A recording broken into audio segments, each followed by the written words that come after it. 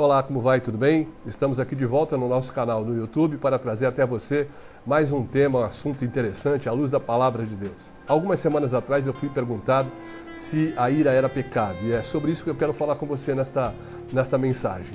Vamos em Efésios capítulo 4, verso 26, ver o que diz a Palavra de Deus. Ela diz assim: irai-vos e não pequeis, não se ponha o sol sobre a vossa ira. Ora, o que o texto estava fazendo uma alusão aqui? O fato de a pessoa poder ficar irada, mas ter o cuidado dessa ira não se transformar em pecado. Mas como é que isso é possível? Não é? Como é que a gente olha para a Palavra de Deus e vê que isso é possível? O que é a ira? A ira é uma indignação justa contra o pecado, contra a maldade, contra a violência. Todos os seres humanos têm esses momentos em que fica indignado com aquilo que está sendo feito à sua volta de injustiça, de maldade e de violência. Mas a gente precisa tomar um cuidado para que essa indignação, que é um passo muito perto daquilo que é o pecado, não se transforme em pecado. Como? Através das nossas explosões emocionais, da nossa violência na resposta àquilo que nós vimos como injustiça e maldade, nós podemos estar transformando algo justo em pecado. Uma indignação que é justa, que todo ser humano tem, se transforma em pecado quando as minhas reações são violentas. Aí você pode estar se perguntando, mas o que a gente faz quando a gente vê a maldade, o pecado, a injustiça sendo cometido? Nós devemos, debaixo da Palavra de Deus, fazer tudo que nós podemos para acabar com essa injustiça, com essa maldade, com essa violência. Mas nós temos, acima de tudo, que pedir de Deus a direção, para que nós não usemos os nossos sentimentos, o nosso temperamento, para dar vazão à nossa reação em relação a isso. Nós devemos sempre estar debaixo da Palavra. A Palavra nos recomenda que a gente não se deixe levar pela ira. Veja só, Provérbios 29, verso 8, diz assim: os homens escarnecedores alvoroçam a cidade, mas os sábios desviam da ira. Ou seja, se você quer ser sábio, você tem que se desviar da ira, que pode me levar muito facilmente a exceder aquela justa indignação para o pecado. Eu excedo a justa indignação quando eu reajo de forma violenta. E nós temos que tomar cuidado. O que é o correto, então? O correto é colocar debaixo da vontade de Deus, da direção de Deus, da palavra de Deus, orar para que aquela situação seja mudada, mas não ter as reações explosivas. Olha o que a palavra de Deus diz em Mateus capítulo 5, verso 22. Eu, porém, vos digo que qualquer que sem motivo se encolerizar contra seu irmão será réu de juízo. Qualquer que disser a seu irmão raca será réu de sinédrio. E qualquer que lhe disser louco será réu do fogo do inferno. Ou seja, se você fica de maneira colérica, se indignando com as pessoas à sua volta, você está arriscado a perder a sua salvação. Jesus não apoia as reações de ira, as reações coléricas. Veja o que ele diz em Mateus capítulo 11, verso 29. Tomai sobre vós o meu jugo e aprendei de mim, que sou manso e humilde de coração, e encontrareis descanso para a sua alma. Ou seja, quando você toma sobre Jesus o seu jugo, que é manso e humilde de coração, você está reagindo da maneira adequada. Aqueles que querem ser instrumentos espirituais do Senhor, querem ser usados na obra do Senhor, querem ser instrumentos na mão de Deus, não pode se deixar levar pela ira. Olha o que diz Efésios capítulo 4, verso 31.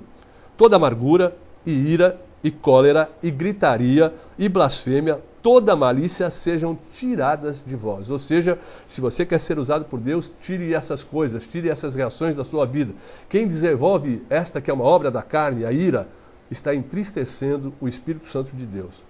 Efésios capítulo 4, verso 30. E não entristeçais o Espírito Santo de Deus, no qual estáis selado para o dia da redenção. Então, irmão, nós temos que vigiar muito a nossa vida. Nós temos que vigiar muito as nossas reações e aprender que a ira pode nos trazer sérios danos. Quantas pessoas hoje sofrem por causa dos acessos de ira? Quantos casamentos hoje estão danificados? Talvez até muito perto do irremediável, por causa de palavras soltadas no meio de uma reação de ira. Quantos filhos estão separados dos pais por causa dessa situação também, de palavras malditas na hora de um acesso nervoso? Quantas igrejas estão passando por divisões porque há uma reação violenta, uma gritaria, uma situação não resolvida em virtude da ira? Nós precisamos tomar muito cuidado com isso. A ira traz consequências negativas para a nossa vida. A ira gera contendas. Olha o que diz Provérbios 29, 22. O homem irascível levanta contendas e o furioso multiplica as transgressões. Irmãos, a ira só traz mais confusão, mais contenda, mais situações graves para a nossa vida. Olha, que você, olhando pela palavra de Deus, passeando pela palavra de Deus, você vai ver quantas advertências tem para que a gente não fique irado. Eclesiastes capítulo 7, verso 9. Não te apresses no teu espírito a irar-te, porque a ira repousa no íntimo dos tolos. Somos chamados de tolos, aqueles que fazem bobagens quando estamos irados. E você pode ter algumas experiências que você já passou e você sabe quanta bobagem a gente faz porque age na base das emoções e na ira. A palavra de Deus diz que a ira nos leva a fazer loucuras. Provérbios 14, 17. O que se indigna à toa fará doidices. O homem de maus intentos será odiado. Aquele que fica indignado à toa, aquele que dá vazão a esse sentimento de ira, fará doidices, ou seja, loucuras. Irmãos, e nós precisamos tomar muito cuidado, porque todos esses acessos praticados de maneira contínua na nossa vida podem nos colocar como réu de juízo, como nós já lemos em Mateus 5, 22. Aquele que disser louco para o seu irmão será réu de juízo, ou seja, aquele que explodir, aquele que destratar o seu irmão será réu de juízo. Aí você pode estar se perguntando assim, mas o que eu faço? Né? O que eu faço para não cair nessa armadilha que é a ira? Você precisa tomar uma decisão e eu também tomar uma decisão. Se nós somos cristãos, já conhecemos a Jesus como Senhor da nossa vida, a gente precisa resistir à ação da ira sobre a nossa vida. A gente precisa trabalhar, a vingança pertence a Deus e nós devemos deixar que Deus cumpra a sua justiça e não nós tomarmos a justiça na nossa mão. Devemos viver debaixo da unção do Espírito Santo de Deus, para não cair na tentação de ficar irado e cometer pecado.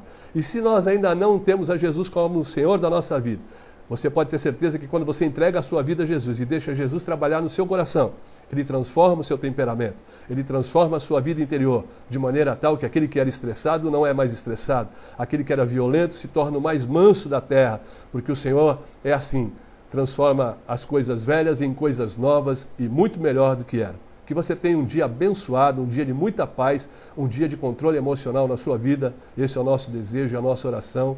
Deus te abençoe.